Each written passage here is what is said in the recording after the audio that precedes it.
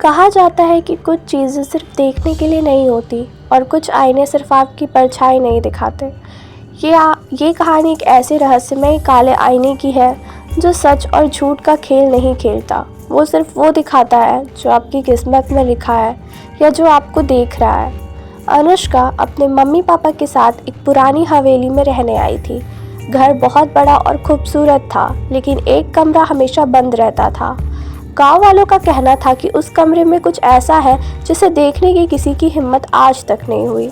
लेकिन इंसानी फितरत ही कुछ ऐसी है जो मना किया जाता है वो करने का और मन करता है। एक रात तेज बारिश हो रही थी, बिजली चली गई और पूरा घर मोमबत्तियों की रोशनी में डूब गया। तभी अनुष्का ने देखा कि वो बंद कमरा अब खुला था। वो धीरे धीरे अंदर गई। कमरे में धूल जमी थी। पुराने फर्नीचर के बीच एक कोने में एक बड़ा ब्लैक मिरर रखा था, काला चमकदार शीशा जो किसी आम आईने जैसा नहीं था। जैसे ही उसने उसमें झांका, उसे अपनी परछाई दिखाई दी, लेकिन परछाई मुस्कुरा रही थी। लेकिन अनुष्का ने तो खुद मुस्कुराया ही नहीं था। वो घबरा कर पीछे हटी, लेकिन तभी उसे महसूस हुआ कि कमरा ठंडा हो गया है। हवा में एक अजीब सी फुसफुसाहट थी, जैसे कोई कानों में कुछ कह रहा हो। रात बीतने लगी, लेकिन डरावनी घटनाएं अब शुरू हो गई थी। कभी मिरर में कोई परछाई दिखती जो वहाँ नहीं होनी चाहिए थी। कभी ऐसा लगता जैसे कोई उसे घूर रहा हो, लेकिन पीछे देखने पर कुछ नहीं होता। और फिर एक रात कुछ ऐसा हुआ जिसने अनुष्का की ज़िंदगी हमेशा के लिए बदल दी।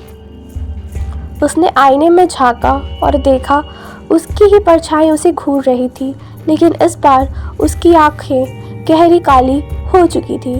तभी एक ठंडी डरावनी आवाज़ आई, अब मेरी बारी है। अगले ही पल आईने से एक साया निकला और अनुष्का की जगह ले ली।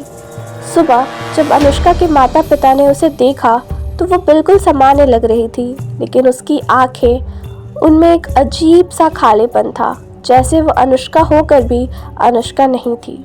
पहले दिन सब कुछ नॉर्मल लगा, लेकिन धीरे धीरे चीज़ें अजीब होने लगी। वो अब पहले जैसी बात नहीं करती थी। हमेशा आईने के सामने बैठी रहती, खुद को देखती और हल्की सी मुस्कुराती। उसकी पसंद नापसंद अब बदल चुकी थी। जो चीज़ें उसे कभी पसंद नहीं थी, अब वो सारी चीज़ें वो करती थी। उसकी आवाज़ भी थोड़ी भारी और अजीब हो गई थी, जैसे वो कोई और हो। लेकिन असली सच तो तब आया जब एक रात उसकी माँ की नींद अचानक खुली। रात के 3 बजे जब सब सो रहे थे, उन्होंने अनुष्का को आईने के सामने खड़ा देखा। वो अंधेरे में अकेली थी, लेकिन आईने में उसकी परछाई कुछ अलग लग रही थी। असली अनुष्का घबराई हुई खड़ी थी, लेकिन उसकी परछाई एक डरावनी मुस्कान दे रही थी। अचानक से परछाई अपनी आंखों में घूमी और माँ ने आँख घुमाकर देखा तो वो परछाई हंस रही थी। तभी अनुष्का ने धीमी से कहा, अब बहुत देर हो चुकी है। और अगले ही पल आईने की सतह लहरने लगी, जैसे कोई अंदर से बाहर आने की कोशिश कर रहा हो। माँ ने घबराकर चिल्लाया तो पूरा घर जाग गया। जब पिता और नौकर वहाँ पहुँचे तो अनुष्का ज़मीन पर बेसुध पड़ी थी, लेकिन आईना अब पूरी तरह सामान्य दिख रहा था, जैसे कुछ हुआ ही ना हो। लेकिन क्या ये सच में ख़त्म हुआ था? अगले दिन पिता ने हवेली के पुराने नौकर को बुलाया। उसने एक चौंकाने वाला सच बताया, ये आईना असल में एक पुरानी शापित वस्तु है।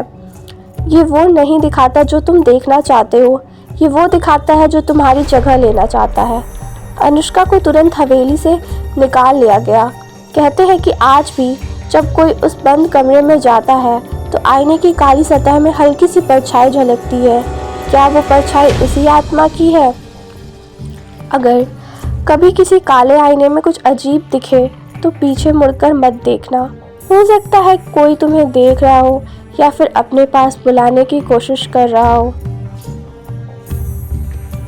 क्या आप कभी किसी ऐसे आईने के सामने खड़े हुए हैं जिसमें कुछ अलग सा महसूस हुआ हो और देखकर लगा हो जैसे ये कोई नॉर्मल नज़र नहीं है, कुछ तो बात है इसमें।